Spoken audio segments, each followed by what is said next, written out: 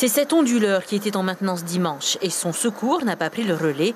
Par effet domino, il a privé d'énergie ce serveur DNS.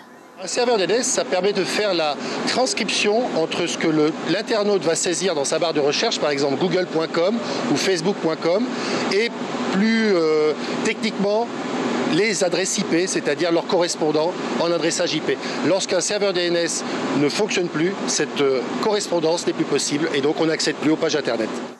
Un aiguillage en panne et aucune page Internet qui s'affiche. Du moins selon les connexions, car la 3G et la 4G, desservies par un autre serveur, n'ont, elles, pas été touchées par exemple. La difficulté, c'est effectivement, comme tous les systèmes, notamment aujourd'hui, la télécommunication repose sur l'informatique. Et comme vous savez, l'informatique va très vite. Donc régulièrement, on a besoin de faire des maintenances préventives, d'upgrader nos serveurs, etc. Et bien, les systèmes d'alimentation aussi, c'est la même chose. Tout est télésurveillé à distance. Donc dans le cadre de cette modernisation de nos systèmes d'énergie, il a fallu les couper. Et donc, on a eu ce problème. Donc ici, on est dans le centre névralgique, évidemment. Donc c'est ici qu'on a tout le trafic. Et vous voyez donc aujourd'hui, c'est lundi et on remonte. Ici, vous avez la panne entre 12h et 15h.